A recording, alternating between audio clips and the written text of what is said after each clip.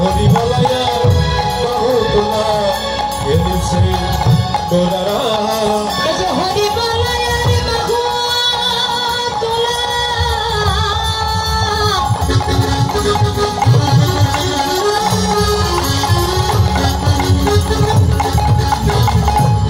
আহা মধুর হরি নামের খেলা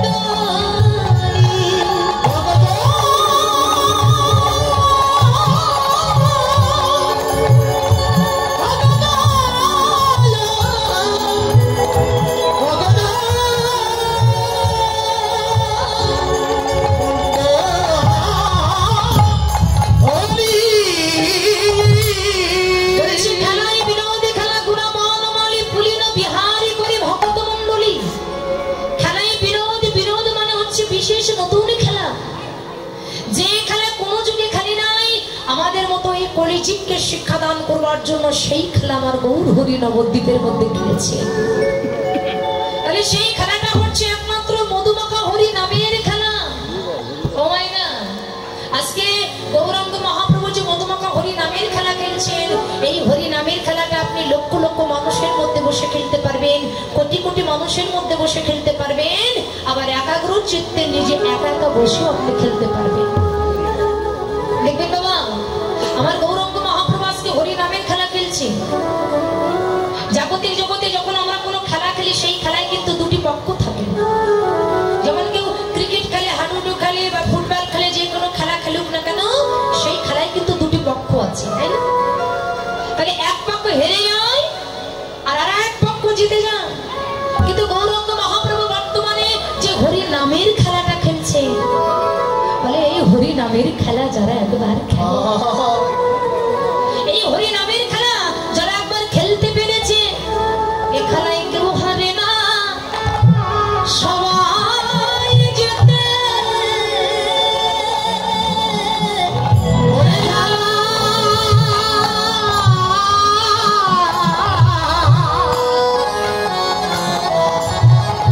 খেলায় কেউ হারে না,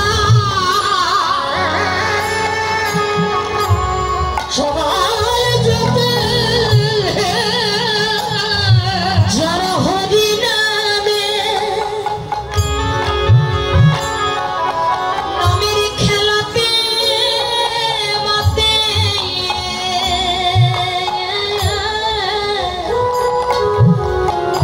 এ খেলায় কেউ হারে না, সবাই জিতে। ওরে যারা হরি নামে খেলাতে মাতে, খেলায় কেউ হারে না, সবাই জিতে। এই খেলার একটা বিশেষত্ব আছে। এই হরি নামের খেলা, কোন পিতা পুত্র যদি এক জায়গায় বসে হরি নামের খেলাটা খেলে, যাবতীয় জগতের খেলা খেললে তো কেউ হারে কেউ জিতে, আর হরি নামের খেলাটা এমনই খেলা যে কোনো পিতা পুত্র যদি এক জায়গায় বসে হরি নামের খেলা খেলে,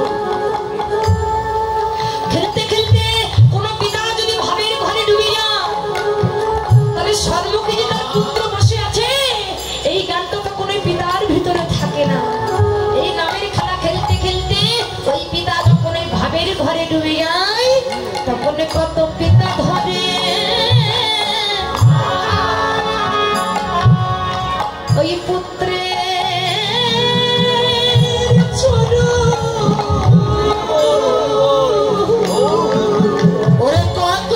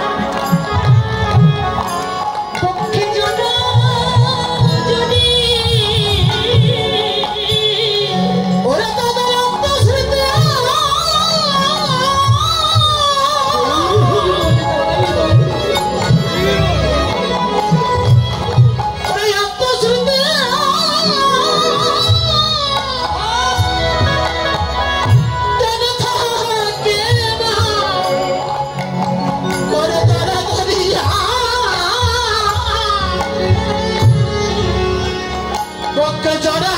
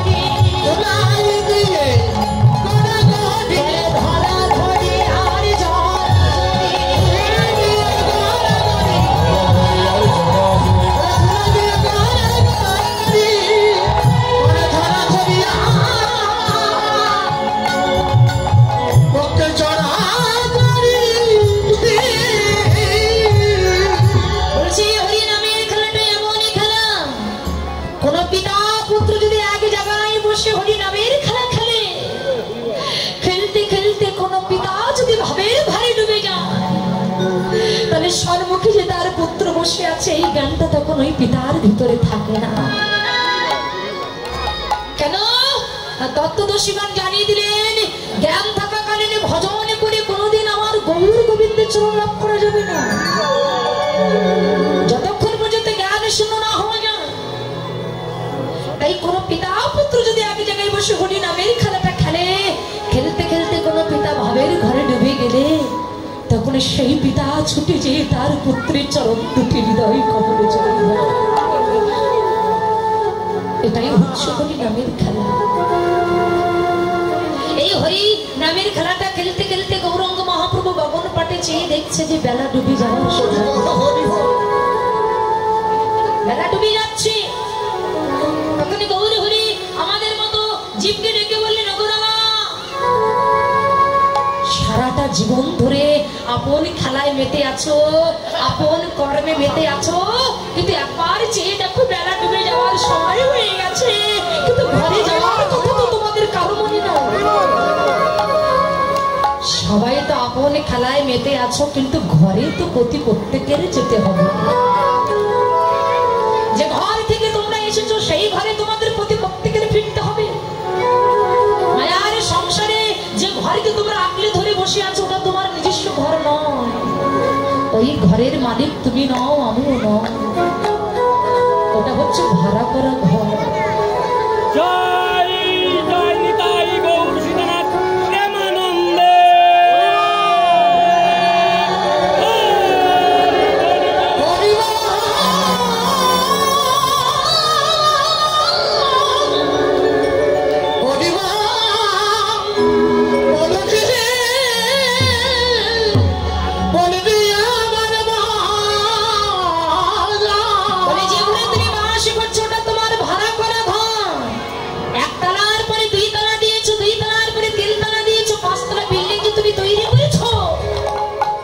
যে ঘরটাকে তুমি আমার বলে দাবি করছো ওটা তোমার নিজস্ব ঘর নয়, ওটা হচ্ছে ভাড়া করা ঘর। ওই ঘরের মালিক তুমিও নও, আমিও নই। ঝাড়বাতি লাগিয়ে, টাইলস লাগিয়ে, আলমারি, শোকেস, টেবিল দিয়ে যে ঘরটা তুমি সুন্দর করে সাজিয়েছো ওটা তোমার নিজস্ব ঘর নয়। তুমি যে ঘরটা সাজাচ্ছ ঘরের মালিক তুমি নও, আর এই ঘরের মালিক তো আমরা নয়। এই আমাদের দেহটা হলো একটা ঘর, এই ঘরের মালিক তো আমরা নয়। ভগবান যেদিন ডাক দেবে সেদিন খালি ঘর পড়ে থাকবে, যার পাখি তার কাছে চলে যাবে। তাই বেলা যখন ডুবে যাচ্ছে গৌর হরি ডেকে ডেকে বললেন, বেলা ডুবে যাওয়ার সময় হয়ে যাচ্ছে, সবাই আপন খেলায় মেতে আছো, কিন্তু ঘরে কি তোমরা যাবে না? গৌর হরি ঘরে যাওয়ার কথা বলছে। বাবা কোন ঘর? এখানে আপনারা অনেকে মনে করতে পারেন যে আমরা জাগতিক জগতে যে ঘর ছেড়ে এখানে কীর্তন শুনতে এসেছি, বেলা এখন ডুবে যাচ্ছে, তাই মনে হয় ভগবান আমাদের ঘরে যাওয়ার কথা বললেন। কিন্তু না বাবা, যে ঘর ছেড়ে আমরা এখানে এসেছি আমার ভগবান ওই ঘরে যাওয়ার কথা বললেন না। বলে একবার চেয়ে দেখো এই জাগতিক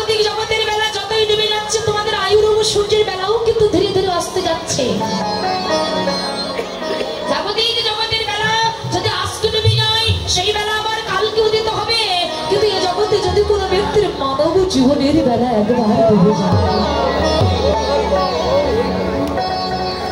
সেই বেলা আর জীবনে কখনো কোনোদিন ফিরে পাওয়া যায় না। জমিদার লালাবাবু যেদিন জমিদার প্রদক্ষিণ করছিলেন, হঠাৎ এক ধোবার মেয়ে তার বাবাকে ডেকে বলেছিল, বাবা বাবা বেলা যে ডুবে যায়, বাসনা গাদায় আগুন দেবে না।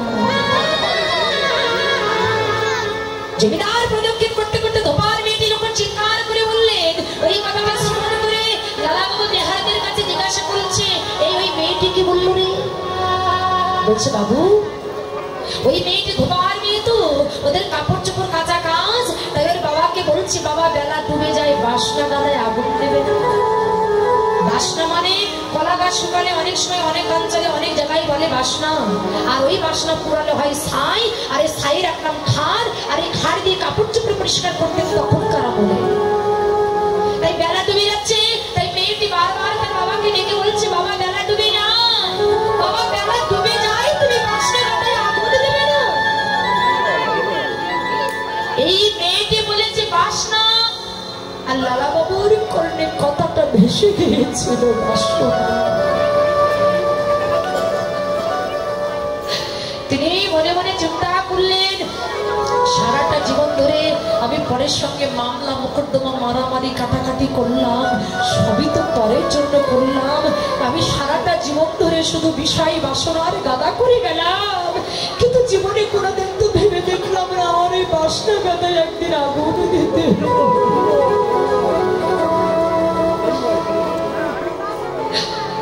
আমি যে গাদা করে গেছি, তিনি বলেছে আমি আর জমিদার প্রদক্ষিণ করবো না, এই তোরা আমাকে ঘরে নিয়ে যাও।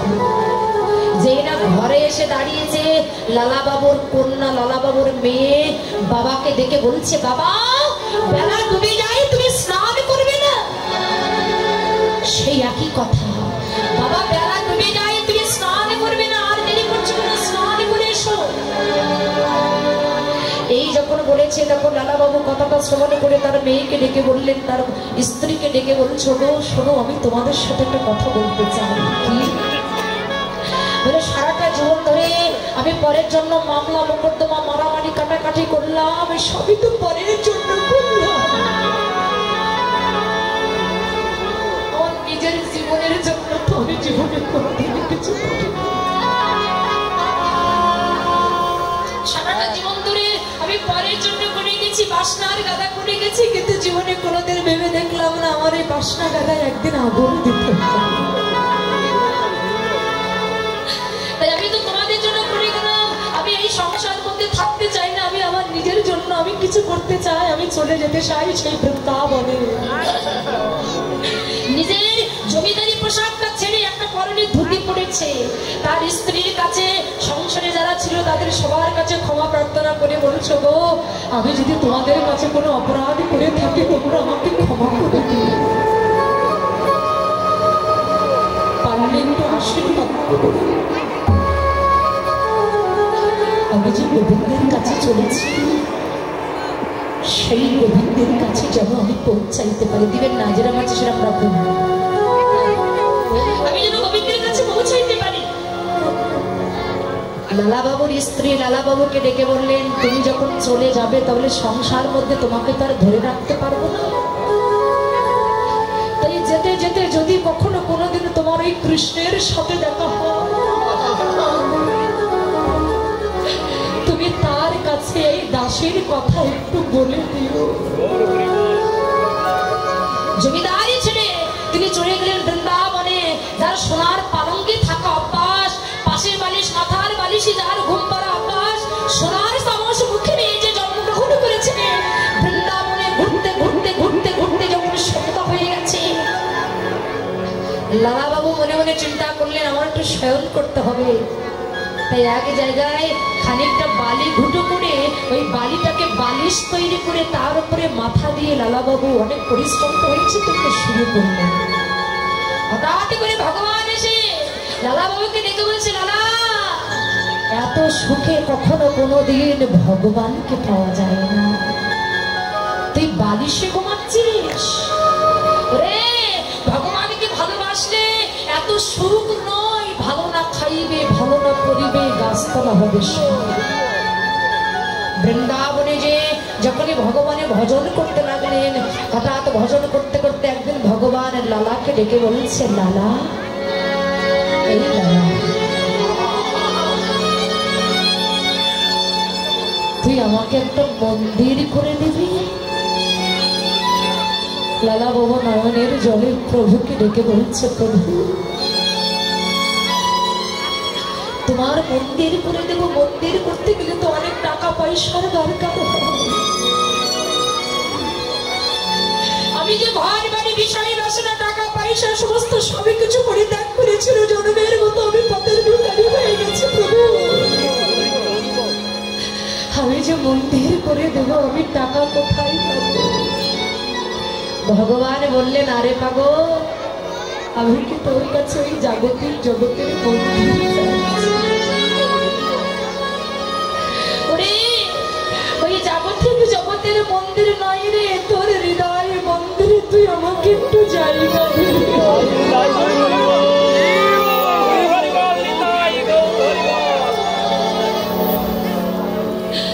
তোর হৃদয় মন্দিরে তুই আমাকে একটু জায়গা দিবি, আমি তোর হৃদয় মন্দিরে থাকতে চাই। তোর যে এত প্রেম, এত ভক্তি, আমি যে তোর প্রেমে তোর ভক্তিতে আমি মুক্ত হয়ে গেছি। বল তুই আমার কাছে কি চাস? লালা বাবু নয়নের জলে কাঁদতে কাঁদতে প্রভুকে ডেকে বলছে, প্রভু আমার বলতে যা কিছু ছিল আমি তো সবই কিছু ত্যাগ করে আমি তোমার চরণে শরণ নিয়েছি প্রভু।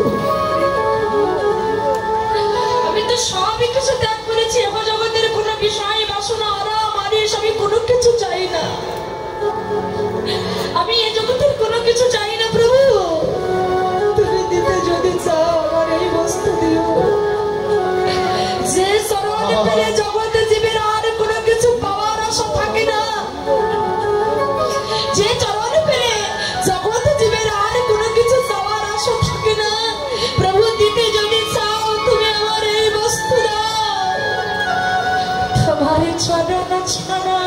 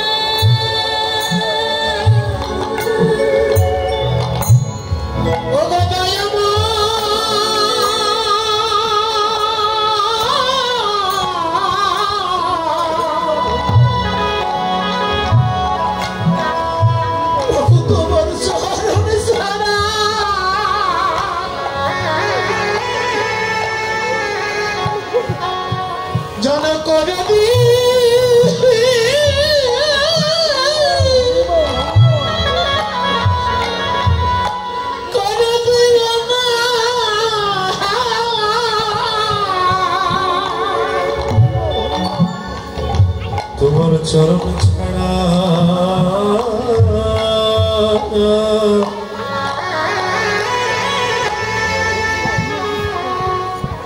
আমায় করে দি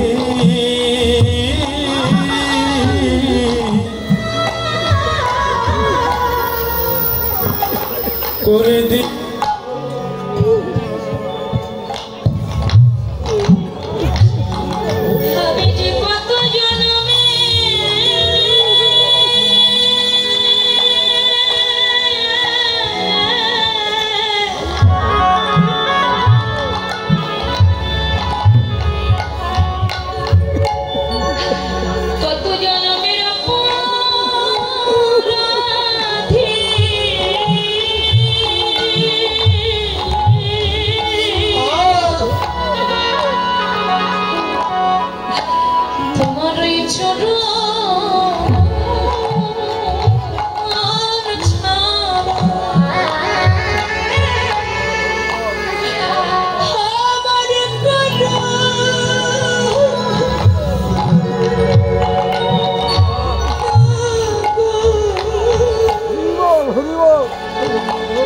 আমি কত জানা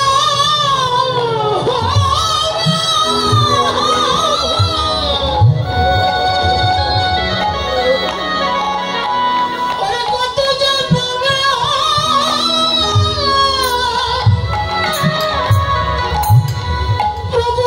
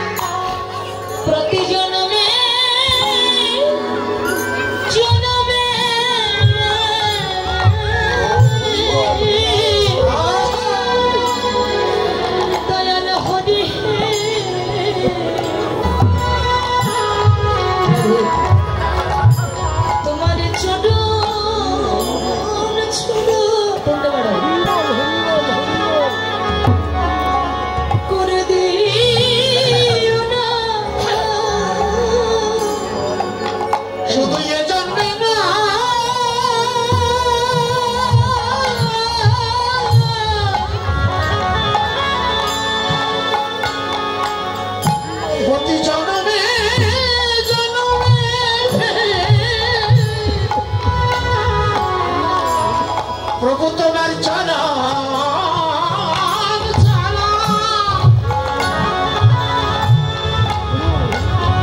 জন করে দিও না তুমি আমার যে কুলে জানা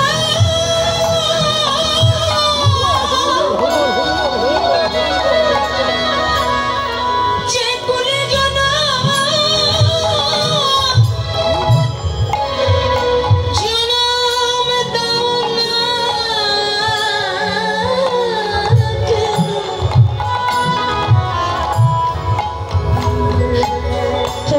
চরণ ছাড়া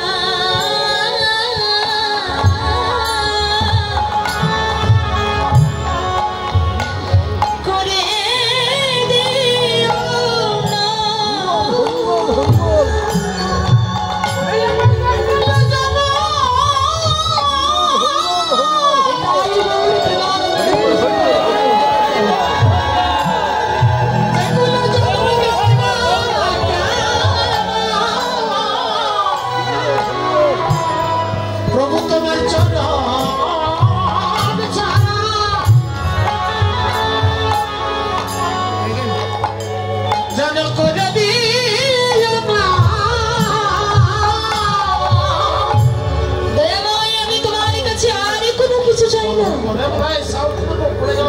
যদি শুধু তোমার কাছে এই বস্তু চাই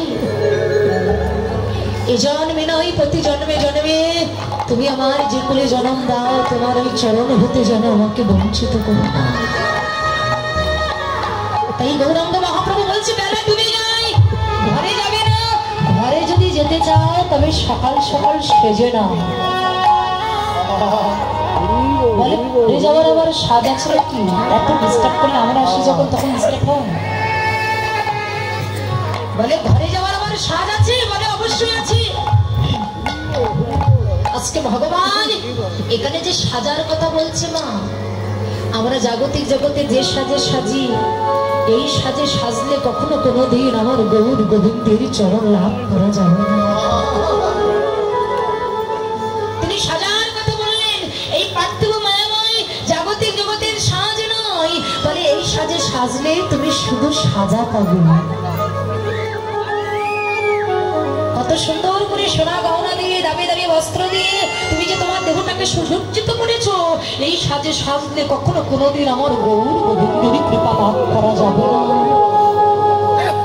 এই সাজে সাজলে তুমি সাজা পাবে, এই সাজাই কখনো কোনোদিন আমার ভগবানের চরণ লাভ করা যাবে না। ভগবানের চরণ পেতে গেলে সাজতে গেলে তোমাকে এই সাজে সাজতে হবে। কোন সাজ? বলে তিলকাং তুলসী মাল্য শিক্ষা কবির মগির ব্যাস সদামুখে হরিনাম। এই পঞ্চম লক্ষণ বৈষ্ণবের, এই পঞ্চম লক্ষণের মধ্যে সেজে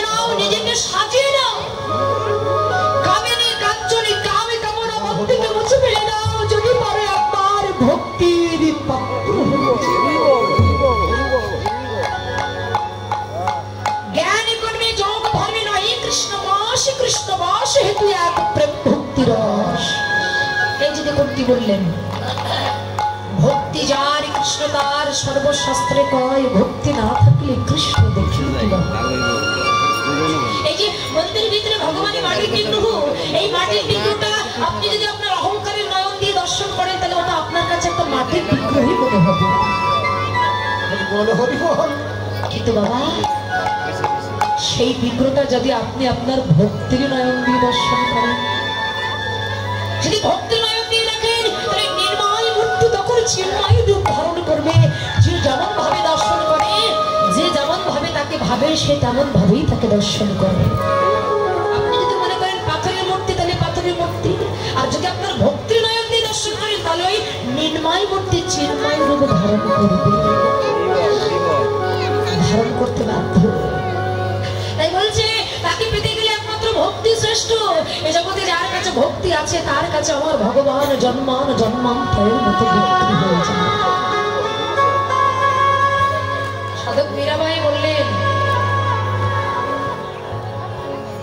প্রত্যেকদিন ফল মূল সেবা করলে যদি ভগবানের কৃপা লাভ করা যেত, তাহলে যারা প্রত্যেকদিন ফল সেবা করছে, বাদুর বানর, এরা কিন্তু আগে ভগবানের কৃপাটা লাভ করতেন। প্রত্যেকদিন যদি গঙ্গা স্নান করলে ভগবানের কৃপাটা লাভ করে যেতেন, তাহলে জলের ভিতরে যারা বাস করছে তারা কিন্তু আগে ভগবানের কৃপাটা লাভ করতেন। কিন্তু সবিশেষে সাধক মীরাবাই বললেন, মীরা পাগে বিনা প্রেম সে নাহি মেরে নন্দনা। এই জগতের মধ্যে তুমি যাই কিছু করো না কেন, তুমি যতই আচার্য হও, যতই প্রসাদী হও, যতই তুমি জপের মালা জপ করো, যতই তুমি দাদার সঙ্গে তিলক দাও না কেন, যদি তোমার ভিতরে ভক্তি না থাকে, প্রেম যদি না থাকে, তবে তোমার সবই কিছু বৃথা। রাধে, এই জগতে ভক্তি হচ্ছে শ্রেষ্ঠ। যার কাছে ভক্তি আছে তার কাছে আমার ভগবান আছে, আর যার কাছে ভক্তি নাই তার কাছে আমার ভগবান। আপনি যে ধর্মে যাই হন না কেন, বিষয়টাই একই। আপনি যদি বিশ্বাস দিয়ে ভক্তি দিয়ে তাকে ডাকতে পারেন, তবে তার কৃপা আপনি লাভ করতে পারবেন। আর যদি আপনার বিশ্বাস না থাকে, ভক্তি না থাকে, যতই নামি দামি বস্তু দিয়ে তাকে ডাকুন না কেন, তার কৃপা কখনো লাভ করা যাবে না। যার ভিতরে অহংকার আছে, যে অহংকার দিয়ে ডাকবে তার ধ্বংস নিবার্য।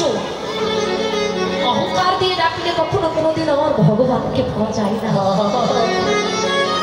অহংকার করলে তার সব কিছু ধ্বংস হয়ে যাবে, হতে বাধ্য।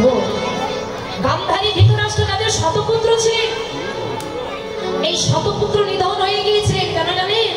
এদের ভিতরে বড় অহংকার ছিল, আমার ভগবান এদের পাশে ছিল না, এই জন্য এর শতপুত্র নিধন হয়ে গিয়েছিল। কেন? একমাত্র ওদের ভিতরে অহংকার ছিল। এটা দিয়ে জগৎবাসীকে জানিয়ে দিলেন, ভগবান এ জগতে যা কিছু করে গেছে আমাদের মতো জগৎ জীবনের শিক্ষা দান করবার জন্য। এটা দিয়ে তিনি জগৎকে জানিয়ে গেলেন, তুমি যদি অহংকার করো, একদিন তোমার সব কিছু ধ্বংস হয়ে যাবে। আর যদি ভক্তি দিয়ে প্রেম দিয়ে যদি তুমি তাকে ডাকতে পারো, তবে নিশ্চয়ই তুমি তার কৃপা একদিন লাভ করতে পারবে। কিন্তু ভক্তি তো বাবা টাকা দিয়ে দোকানে কিনতে পাওয়া যায় না। কেউ কিনতে পাওয়া যায় না, ভক্তি কিনতে পাওয়া যায়।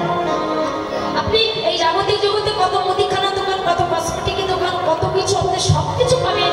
কিন্তু কোনো দোকানদারের কাছে যেই যদি বলেন আমি আপনাকে অনেক টাকা দেবো, আমাকে একটু ভক্তি দিন,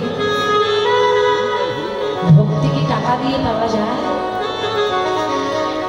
যিনি এমবিবিএস ডাক্তার আপনার দেহের বিধি ভালো করতে পারবে, কিন্তু সেই ডাক্তারের কাছে যেই যদি বলেন আপনার কাছে কি এমন কোনো ঔষধ আছে যে সেই ঔষধটা সেবা করলে আমার ভিতরে একটু ভক্তির উদয় হবে, বলে সে ডাক্তার হতে পারে, কিন্তু এমন কোনো ঔষধ তার কাছে নাই যে সেটা সেবা করলে ভিতরে ভক্তি আসবে। বলে এই ভক্তি পাওয়া যায় কোথায় জানো?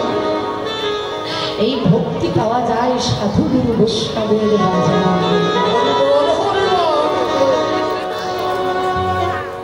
ভক্তি পাওয়া যায় সাধুগুরু বৈষ্ণবের বাজারে গেলে। বলে গেল বৈষ্ণবের বাজারে গেলে কি করে ভক্তি পাওয়া যায়? বলে যারা আমার ভগবানের প্রকৃত ভক্ত, তারা দেখবেন কোনো কিছু বিচার না করে শুধু ভগবানের নাম একবার শুনে আর বসে বসে নয়নের জলে কাঁদে। দেখবেন এই যে আমরা এক ভক্ত আর এক ভক্তকে জড়িয়ে ধরে আলিঙ্গন করি না, আমরা অনেক ব্যক্তি আছে আলিঙ্গন করতে চায় না, যারা মান সম্মানীয় ব্যক্তি, যাদের একটু টাকা পয়সা বেশি আছে, দেখবেন তারা আবার তাদের ভিখারি মতো যাদের দেখবে বৈষ্ণবের পাশে যেতে চায় না। কিন্তু কীর্তনে এসে বসে থাকবে না, আলিঙ্গন করবেন। কেন জানেন? বৈষ্ণব কবি সিদ্ধান্ত দিলেন, মনে করেন একই জায়গায় দুটো পুকুর আছে, একটা পুকুরেতে জল পরিপূর্ণ আর একটা পুকুর হচ্ছে খালি। ওই দুই পুকুরের মাঝখানে একটা রাস্তা আছে, ওই রাস্তার মাঝখান দিয়ে আপনি একটা ছিদ্র করে দিলেন। ওই ছিদ্র যেয়ে দেখবেন এই ভরা পুকুরের জল খালি পুকুরে যেয়ে মিলিত হবে। কিন্তু কতক্ষণ? বলছে যতক্ষণ দুইটা পুকুরের জল সমানে সমানে না হবে। এই দুইটা পুকুরের জল যখন সমানে সমানে হয়ে যাবে তখন কিন্তু আর জানামাতে করবে না। ঠিক তেমনি এই জগতে এক ভক্ত আর এক ভক্তকে আলিঙ্গন করতে হয়। কেন জানেন? বলে আমার ভিতরে যদি ভক্তি একটু কম থাকে আর ওই ভক্তের ভিতরে যদি ভক্তি বেশি থাকে, আলিঙ্গনের মাধ্যমে সেটা সমানে সমানে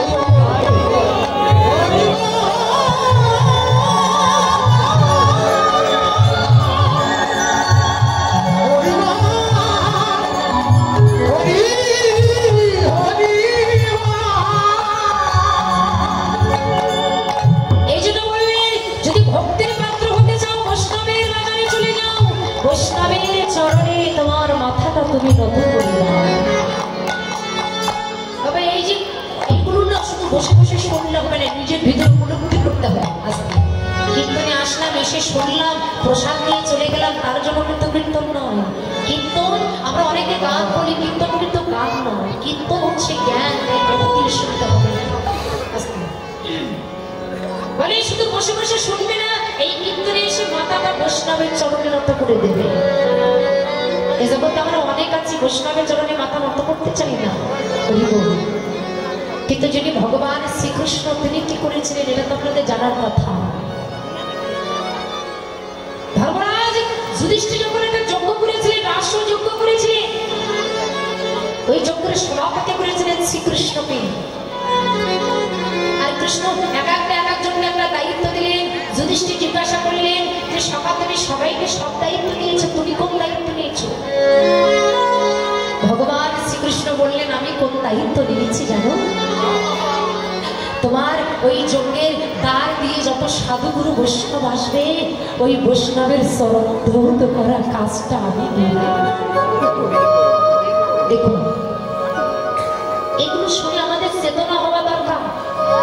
যিনি ভগবান তিনি বলছে যে বৈষ্ণবের চরণ ধৌত করা কাজটা আমি নিলাম।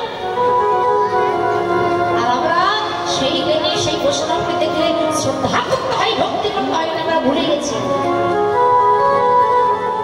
এখন এই সংবাদ স্বর্গে যত দেবদেবতা আছে তারা সবাই শুনেছে যে কৃষ্ণ ভক্তের চরণ ধৌত করা কাজটা নিয়েছে। তাই সকল দেব দেবতা যাচ্ছেন সেই যজ্ঞে, এই সুযোগ ছাড়া যাবে না।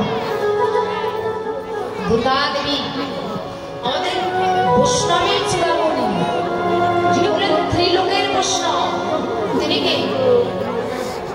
ত্রিলোকের বৈষ্ণব, তিন জন্মের মধ্যে যার মৃত্যু হয় নাই, যিনি মৃত্যুকে জয় করেছিলেন, যার নাম এক নাম হচ্ছে মৃত্যুঞ্জয়। যিনি বলেন বৈষ্ণবের চূড়ামণি তিনি বলেন সদাশিব ভোলানাথ। সেই পার্বতী রামায়ণের কাছে গিয়ে বলছে প্রভু আপনি এখানে এমন করে বসে আছেন, আপনি কি শোনেন নাই যে প্রভু ধর্মরাজ যুধিষ্ঠির যজ্ঞ করছে, সভাপতি কৃষ্ণকে করেছে, কৃষ্ণ ভক্তের চরণ ধৌত করা কাজটা নিয়েছে, এই সুযোগ আর ছাড়া যাবে না, এই সুযোগ আর ছাড়া যাবে না, আমাদের যেতে হবে। তাই ভোলা মহেশ্বর পার্বতীকে ডেকে বলছে পার্বতী তুমি কি পাগল হয়ে গেছো? যার চরণ পাওয়ার জন্য রাত নেই দিন নেই আমি শ্মশানে মরার মতো হয়ে গেছি।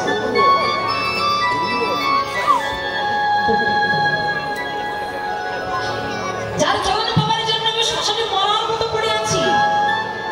দেখবেন বাবা স্বর্গে অন্য অন্য দেবতাগণ যারা আছে তারা কি করে দেখবেন রাজ সিংহাসন পাওয়ার জন্য ব্যস্ত, তাই না? এই সিংহাসনের জন্য তারা কত মারামারি করেছে, গন্ডগোল করেছে। কিন্তু সদাশিব ভোলানাথ বৈষ্ণবের চূড়ামণি যিনি সদাশিব ভোলানাথ তিনি যদি কোথাও যেতেন কোনোদিনই সিংহাসনে বসতেন না, মাটিতে বসতেন। কেন জানেন?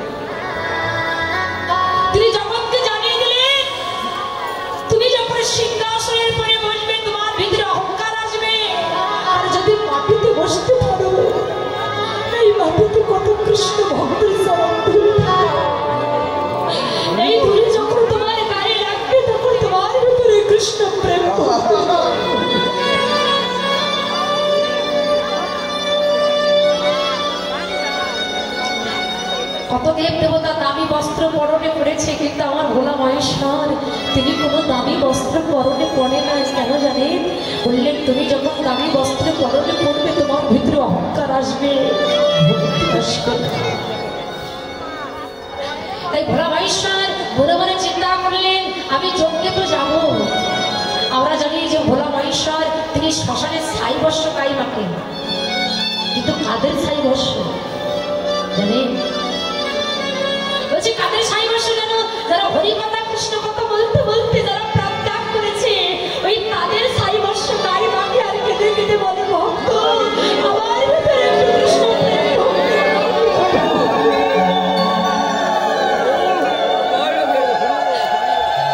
আমার ভিতরে কৃষ্ণ প্রেম ভক্তি দান করো। ভোলা মাহেশ্বর দেখলেন আমার তো যজ্ঞে যেতে হবে, কিন্তু যার চরণ পাওয়ার জন্য আমি শ্মশানবাসী হয়ে গেছি, আমি তাকে তো আমার চরণ ধৌত করতে দেব না। তাই কৃষ্ণ যেন ভোলা মাহেশ্বরের চরণ ধৌত করতে না পারে, তার জন্য ভোলা মাহেশ্বর কি করলো জানে? একটা কুকুরের রূপ ধরেছে,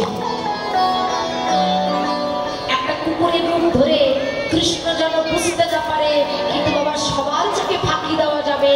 আপনি যতই গোপন কাজ করুন, আপনি সবার চোখে ফাঁকি দিবেন, কিন্তু যিনি অন্তর জানেন, আপনার ডায়েরি তো ঠিক উঠে যাচ্ছে অমুক তারিখে অমুক জায়গায় আমি এই কাজ করেছি। ভোলা মাহেশ্বর কুকুরের রূপ ধরে যখন যজ্ঞে প্রবেশ করলেন, এদিকে অন্তর্যামী ভগবান তিনিও মনে মনে বলছে ভোলা আমি তো তোমার জন্যই বসে আছি। এই জগতের সকল ভক্ত আমার চরণ ধরে আমাকে মাখে, কিন্তু আমি তো ভক্তের চরণ পাই না। ভোলা আমি যে তোমার জন্য পিপাসা নিয়ে আমি বসে আছি, তোমার মতো বৈষ্ণবের চরণ ধরতে করি। ভোলা মাহেশ্বর কুকুরের রূপ ধরে যজ্ঞে প্রবেশ করলেন। আপনি যদি কারো চরণ ধৌত করেন তাহলে আপনাকে নিচু হতে হবে। ভগবান শ্রীকৃষ্ণ নিচু হয়ে যখনই ভক্তের চরণ ধৌত করছেন, ওই দুই উড়ো যখন ভাব পেয়েছে মা, ওই দুই উড়োর মাঝখানে ভোলা মাহেশ্বর কুকুরের রূপ ধরে তার মাথাটা ঢুকিয়ে দিয়েছে। আর যেই না মাথা ঢুকিয়ে দিয়েছে ভগবান বুঝতে পেরেছে, সঙ্গে সঙ্গে তার দুই উড়ু দিয়ে ভোলা মাহেশ্বরের ওই মাথাটা চেপে ধরেছে। আর যেই না চেপে ধরেছে, ভোলা মাহেশ্বর চিৎকার করে বলছে কৃষ্ণ ছেড়ে দে, কৃষ্ণময় ছাড়, কৃষ্ণময় ছাড়। ভগবান শ্রীকৃষ্ণ নয়নের জলে ভেসে বলছে ভোলা ওরে আমি যারে ধরি, এ জগতে কারো শব্দ নাই যে তাকে নামাবো, আর আমি যদি কাউকে নামাই, এ জগতে কারো শব্দ নাই যে তাকে উঠাবে। ভোলা আমি ধরছি, কিন্তু আমাকে ছাড়ার জন্য তো আমি ধরি।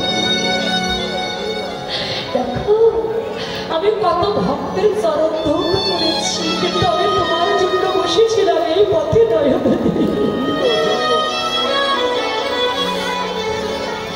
আমি কত ভক্তকে গঙ্গার জল দিয়ে চরণ ধৌত করেছি, যমুনার জল দিয়ে চরণ ধৌত করেছি, কিন্তু তোমার চরণ গঙ্গা যমুনা নদী নয়। তোমার চরণ আমি কি দিয়ে ধোয়াবো জানো? আমার এই নয়ন জলে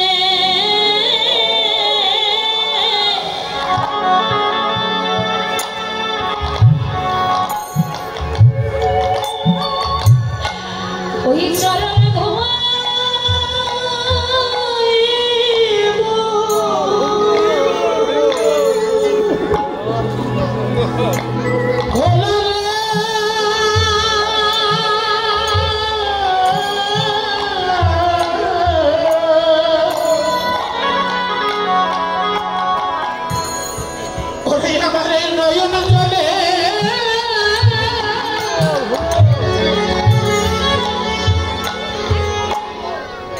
চরণ ধোয়া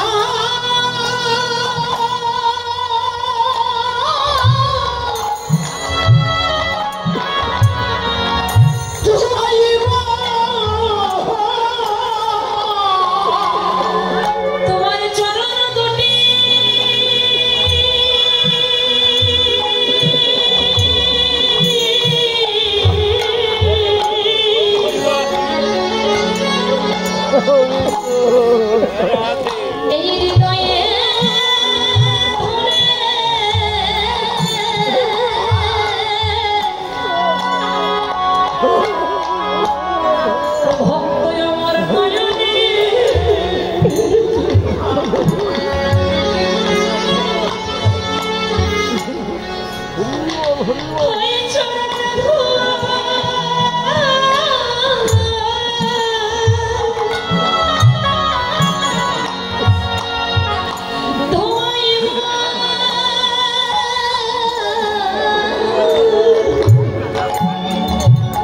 তোমার চরণ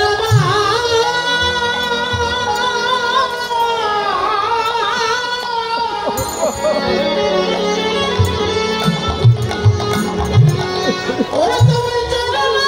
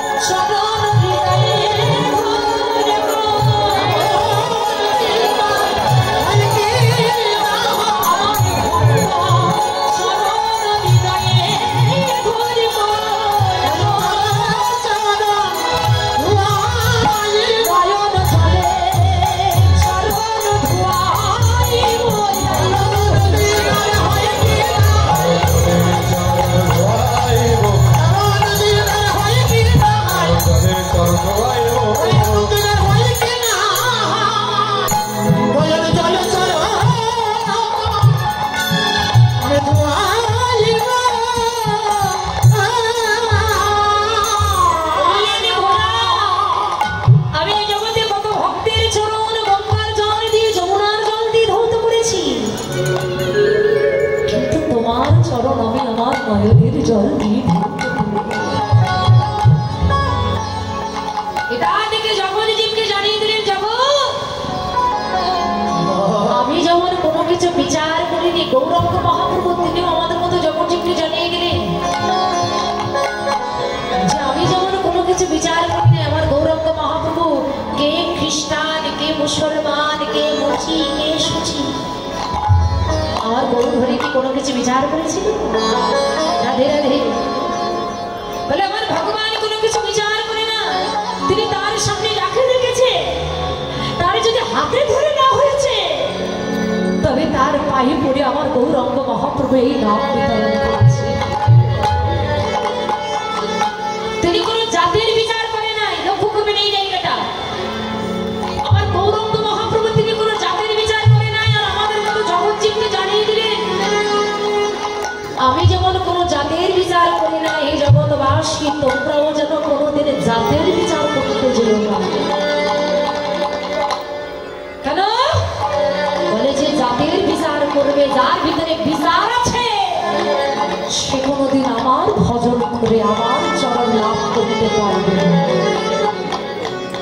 যে বিচার করবে, যদি কোনো ব্যক্তি মনে করে আমি একটা উঁচু জাতির মানুষ, আমি উঁচু জাতির মানুষ হয়ে আমি নিম্ন বর্ণের মানুষের চরণ ধরে আমাকে মাখবো, তাতে আমার জাতির গৌরব নষ্ট হয়ে যাবে।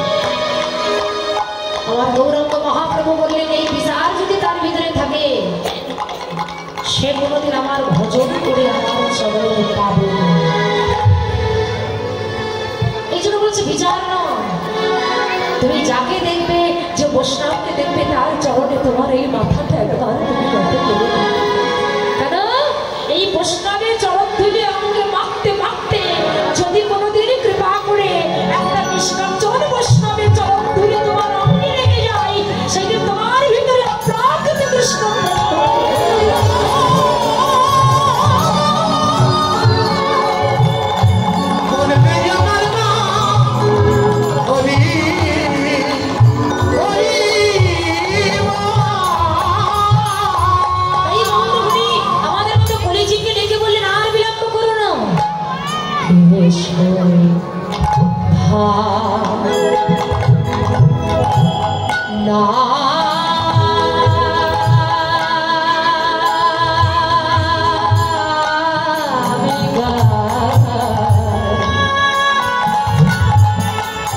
কৃষ্ণ হরিনাম মধুর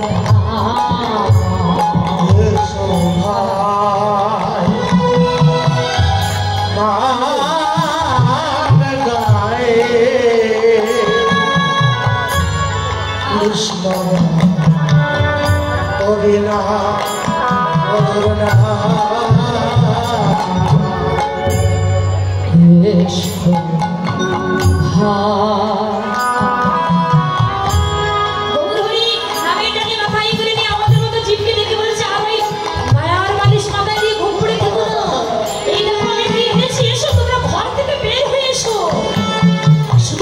স্ত্রী পুত্র নিয়ে মেতে থেকো না।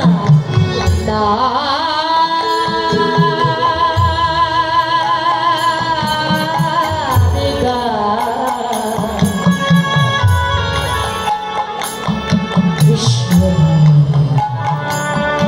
মধুর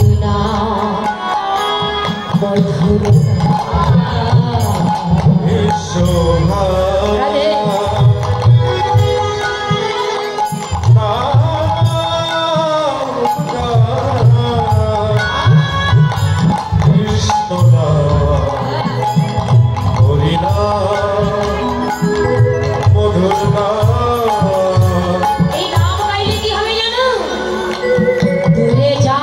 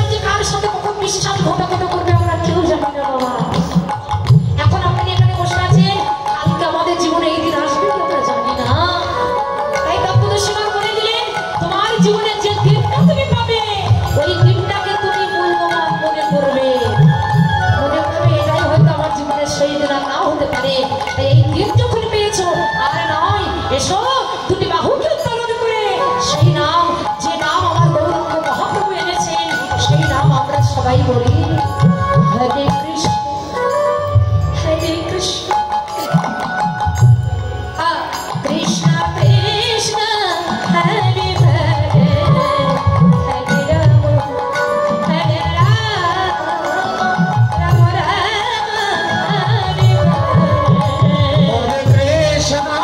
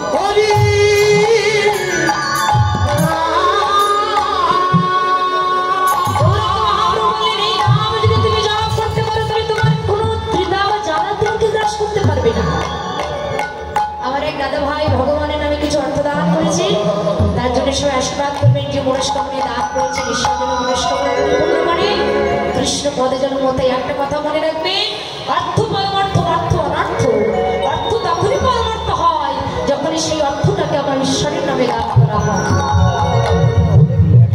আশীর্বাদ করবেন কৃষ্ণ যেন মঙ্গল করে কৃষ্ণ পদে যেন মতে হয় আপনাদের মতো বৈষ্ণবের চরণের সেবায় যেন মতে থাকে তাই গৌর হরি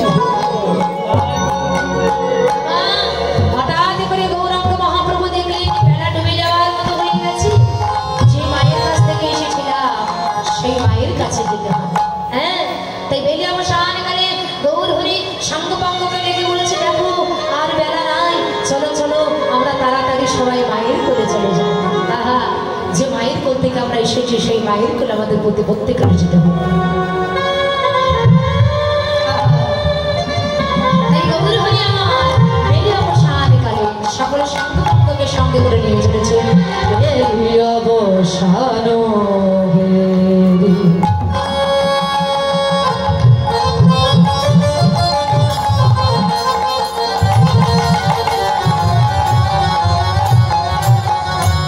গৌরী গৃহেতে চলে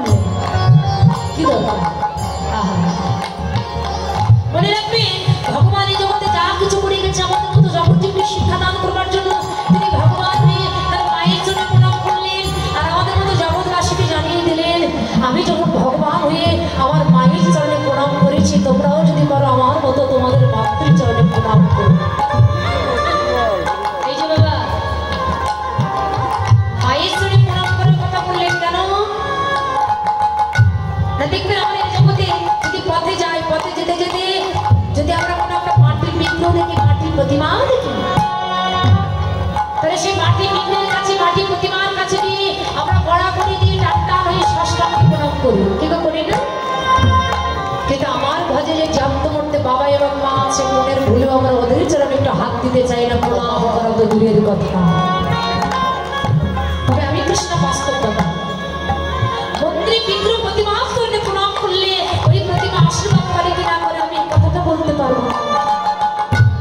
কিন্তু এই জগতে কোনো সন্তান যদি তার মায়ের চরণে প্রণাম করার দরকার না, যদি মায়ের চরণে একটু হাত দিতে পারে, মা যদি একেবারে কিছু না জানে, মা যদি মূর্খ হয়, তথাপিও সেই মা দেখবেন ওই সন্তানের মাথায় হাত দিয়ে বলবে, বাবা ভগবানের যেন তোর মঙ্গল করে, তুই সুখে থাক। খুকিমা, ভগবান যেন তোর মঙ্গল করে, তুই সুখে থাক। কি গো মা, আপনাদের সন্তান যদি আপনাদের জন্য প্রণাম করে, আপনারা এই কথাটা বলেন না? শাস্ত্রে বললেন এই আশীর্বাদ যে সন্তানের প্রতি বর্ষণ হয়, সেই সন্তান যেদিকে যে মনস্কামনা নিয়ে যায়, তখন তার মনস্কামনা পরিপূর্ণ হয়ে যায়। এই জন্য তত্ত্বদর্শীরা জানিয়ে দিলেন, আগে এরকম মাতৃভক্তি, তবে তোমার কৃষ্ণ ভজনে বাড়বে শক্তি। আবার বললেন, ধর্মরাজ যুধিষ্ঠির কাছে একটা প্রশ্ন করেছিল, যুধিষ্ঠির বলো তো পৃথিবীতে সবচেয়ে আশ্চর্য বস্তু কি? যুধিষ্ঠির বলেছিলেন, এই পৃথিবীতে সবচেয়ে আশ্চর্য বস্তু হলো এক কলসি জলে 7 কলসি পূর্ণ করা যায়, কিন্তু 7 কলসি জলে 1 কলসি পূর্ণ করা যায় না। যদি বলবেন এটা আবার কেমন কথা, 1 কলসি জল দিয়ে 7 কলসি পূর্ণ হচ্ছে, কিন্তু 7 কলসি জল দিয়ে 1 কলসি পূর্ণ হচ্ছে না। বলছি 1 কলসি জল হলো একটা মা, আমার গর্ভধারণী মা, আর 7 কলসি জল হলো 7টা সন্তান। একটা মা তার একই স্তন দুগ্ধ দিয়ে 7টা সন্তানকে মানুষ করতে পারে, কিন্তু এই 7টা সন্তান বড় হয়ে তারা একটা মাকে দিতে পারে। এই সন্তান দেয় ওর ঠেলা, ও দেয় ওর ঠেলা, এই ঠেলা খেতে খেতে মায়ের শেষ জীবনটা চলে যায়। বললেন, যতই যাও না মন্দির মসজিদ, তুমি যতই মন্দিরে পূজা করো, যতই তুমি মসজিদের 5 ওয়াক্ত নামাজ পড়ো না কেন, যতই যাও না মন্দির মসজিদ, যতই করো গঙ্গা স্নান, পিতা মাতাকে ভালো না বাসলে তোমার হবে না খুশি ভগবান। তুমি যাই কিছু করো না কেন, কেন জানো? এই জগতে মায়ের মতো বস্তু তোমার আর কেউ নেই। দেখবে এই জগতে কোনো সন্তান যদি একটু বাইরে যায়, সন্তানের যদি রাত 10টার সময় আসার কথা থাকে, যদি সেখানে রাত 12টা বাজে, তো ঘরে ফ্যামিলিতে যারা আছে, ভাই বলো বোন বলেন, যাই বলেন, বাবা বলেন, যাই কিছু বলেন না কেন, দেখবেন সবাই ঘুম করে থাকবে। কিন্তু ওই ঘরে যদি গর্ভধারিণী মা থাকে, ওই মায়ের চোখে মা ওই সন্তানের প্রথম পানে চাইতে চাইতে মায়ের চোখ দুটো নয়ন জলে পরিপূর্ণ হয়। সন্তান যখন বাড়ি আসে, আসার পরে অনেক দেরি করে যদি সন্তান বাড়িতে আসে, মায়ের চোখে কিন্তু ঘুমায় না। যদি দরজায় টোকা দেয়, কেউ দরজা না খুললে, ঘরে যদি মা থাকে, মা ছুটি এসে ঘরে দরজাটা খুলে দেবে, আরে মা ছুটি এসে সন্তানকে বুকে জড়িয়ে ধরে বলবে, বাবা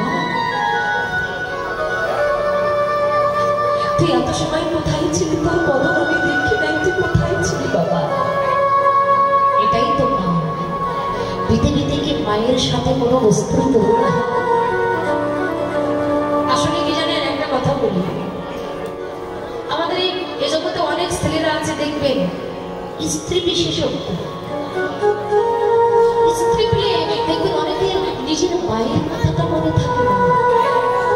তারই একটা বাস্তব প্রমাণ, একটা ছোট ছেলে, ছেলেদের বয়স মনে করেন 2 থেকে 3 বছর।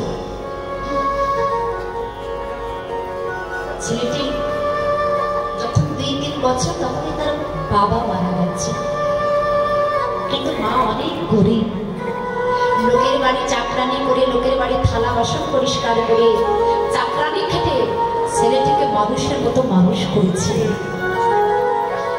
ছেলে বড় হয়েছে, অনেক লেখাপড়া শিখেছে, একটা চাকরি পেয়েছে। ছেলে চাকরি পাওয়ার পরে ওই মা কি করলেন না, ছেলেকে বিবাহ দিলেন। আর যে না ছেলেকে বিবাহ দিয়েছে, বিবাহ দেওয়ার পরে যখন ঘরে বউ এসেছিল, হঠাৎ করে একদিন বৌমা শাশুড়ির মধ্যে ঝগড়া বেঁধেছে।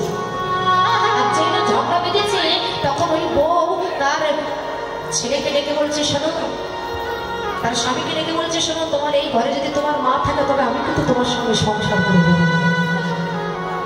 ছেলে মনে মনে চিন্তা করলেন, মা তো বৃদ্ধা হয়ে গেছে, দুদিন পরে মারা যাবে। মা যদি মারা যায় পরের মাকে মা বলবো, কিন্তু বউ চলে গেলে তার পাওয়া যাবে না। বউকে সান্ত্বনা দিয়ে বলছে যে তুমি আমার এই সংসারে থাকো, আমার মাকে আমি অন্য কোনো জায়গায় রেখে আসবো। বৃদ্ধা রমণে বৃদ্ধা মা, মাকে ঘরের ভিতরে রাখবে না বাবা, মাকে নিয়ে যাচ্ছে কোথায়? সুন্দরবনের ধারে। মাকে একটা বাঘের বুকে দেবে। সন্ধ্যাবেলায় নিয়ে যাচ্ছে, আকাশে প্রচন্ড পরিমাণ মেঘ জমেছে, একটু বৃষ্টি নামবে। ঠিক সেই সময় ওই ছেলেটি মাকে একটা ঝুড়ির ভিতরে তুলেছে।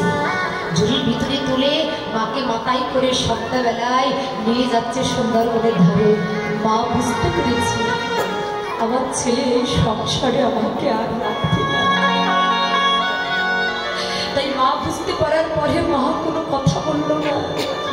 ছেলেটি মাকে মাথায় করে ওই সুন্দরবনের ধারে নিয়ে গিয়ে একটা গাছের নিচে মাকে বসে বলছে, মা তুমি এখানে বসো, আমি চলে যাচ্ছি। ছেলেটি যখন চলে যাচ্ছে তখন ওই মা, বৃদ্ধা মা, পিছন থেকে ডেকে বলছে, খোকা। কি মা? বলে, দেখ বাবা, আকাশে প্রচন্ড পরিমাণ মেঘ জমেছে, তুই যেন পথে যেতে যেতে কোনো জায়গায় দেরি করিস না। ভগবানকে ডেকে বলছে, ভগবান আমার সন্তান ঘরে যাওয়া না পর্যন্ত তুমি যেন বৃষ্টি দেবে না। মায়ের কথা শুনেছেন যে মাকে রেখে যাচ্ছে, আজকে সেই মা সন্তানকে কোনো অভিশাপ দিল না। ভগবানকে ডেকে বলেছে, দয়াময় আমার সন্তান ঘরে যাওয়া না পর্যন্ত তুমি যেন বৃষ্টি দেবো না। ছেলেটি ওই কথা শ্রবণ করে ছুটে এসে মায়ের চরণ দুটি বুকের ভিতরে জড়িয়ে ধরে বলছে,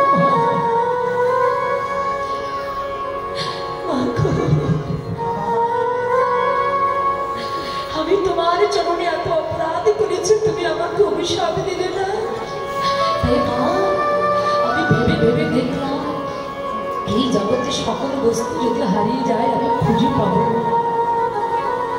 কিন্তু তোমার মতো মা যদি আমি হারিয়ে ফেলি আমি জীবনে কোনোদিন খুঁজে পাবো।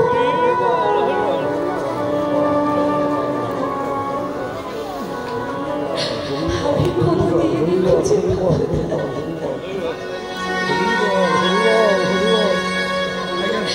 এই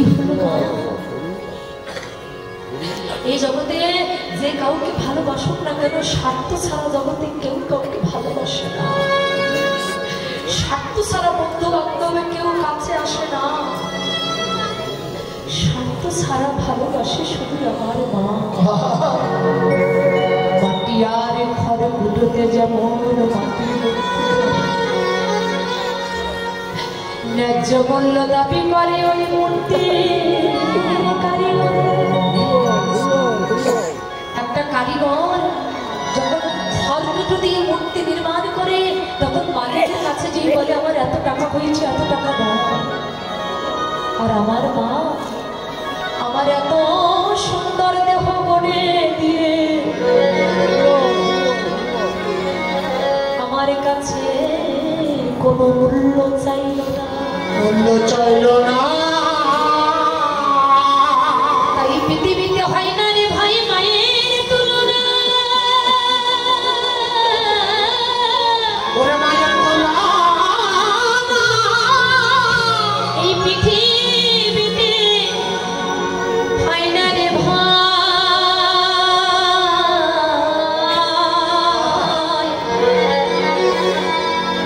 আমার মায়ের তুলনা।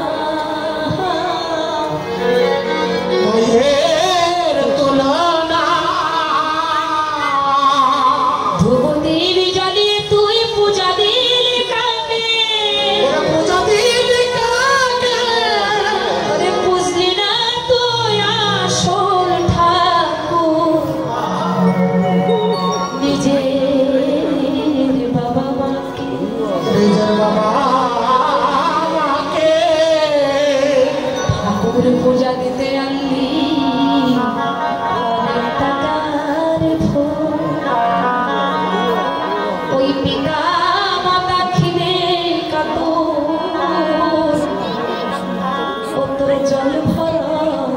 জল ভরা তুই চল ঘটা করে খেতে দিলি ওই মাটির প্রতিমাকে, কিন্তু বুঝলি না তুই আসল নিজের বাবা মাকে। তাই তোমরা রেখো সবাই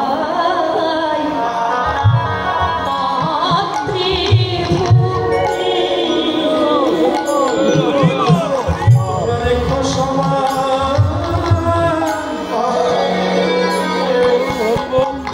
মাতৃভক্তি। তোমাদের কৃষ্ণ ভজনে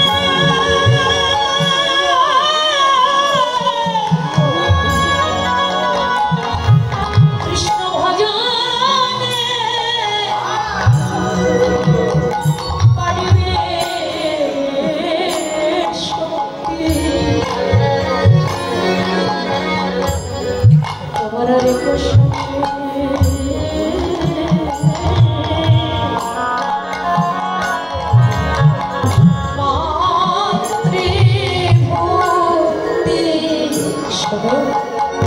ওরা তোমাদের কৃষ্ণ ভজনে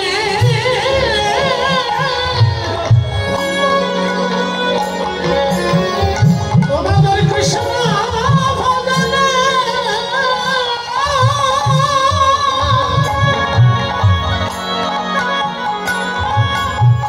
কৃষ্ণ ভজনে পড়বে শক্তি। তোমরা লেগো সবে ওরে মাতৃভক্তি।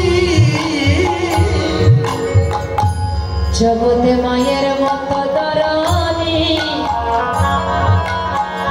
আর কেউ হবে না। ওরে মায়ের মতো দরদি কেউ হবে না। তোমরা যতই কাউকে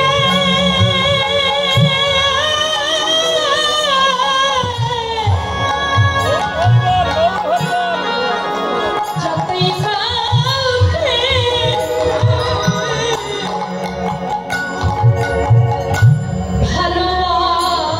ভালোবাসো না,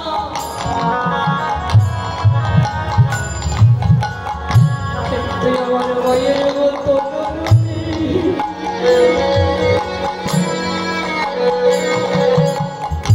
কেউ হবে না।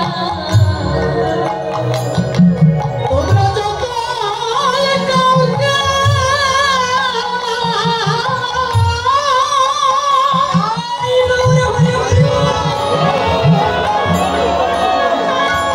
ওরে যত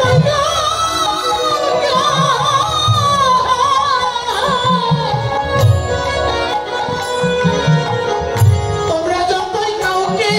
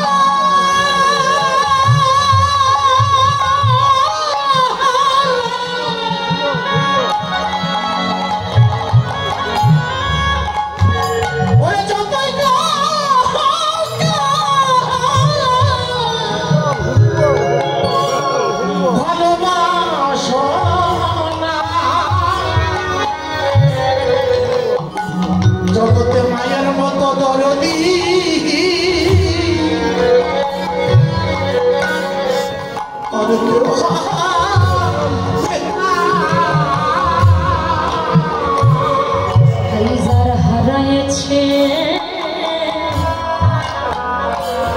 সেই সন্তান জানে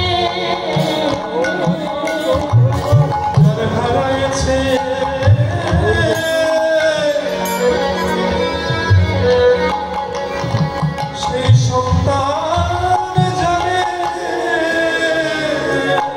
যার হারাইছে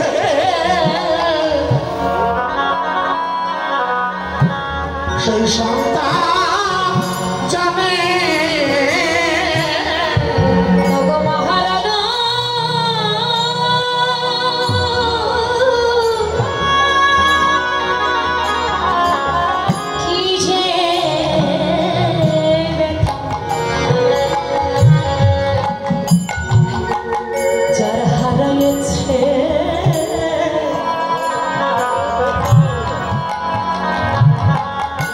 সেই সন্তান জানে ওরে জগতে মহারানা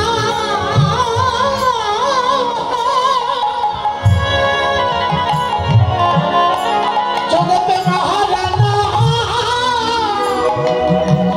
কি যে ব্যথা যার হারাইছে মা সেই সন্তান জানে যার জন্মের মা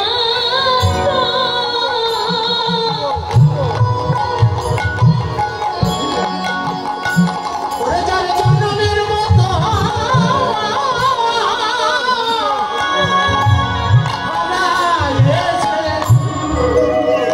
সে মহারানার ব্যথা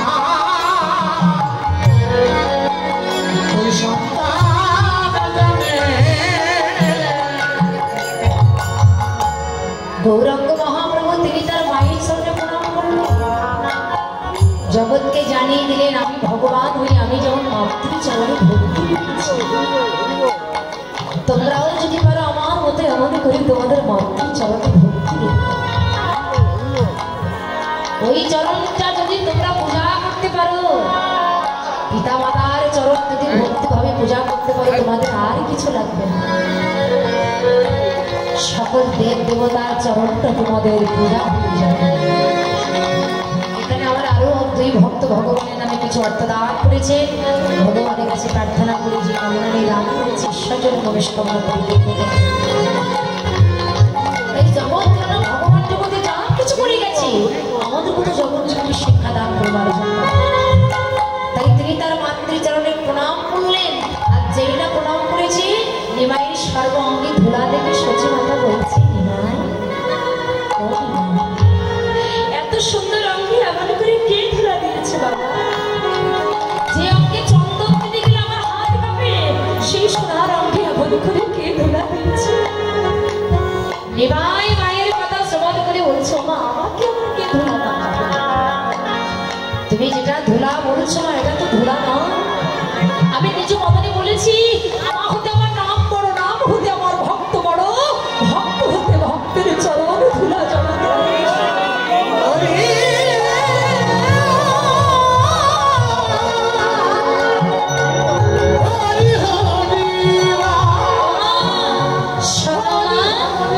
এটা ধুলা নাই মা, ভক্ত পদ রেণু মা।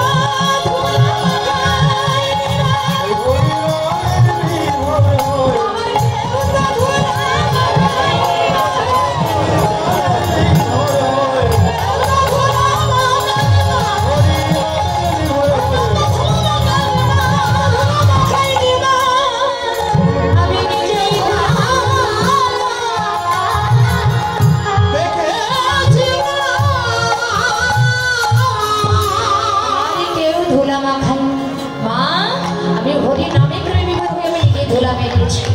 তাই বৈষ্ণব কবি এক পাশে দাঁড়িয়ে বলছে, দেখো দেখো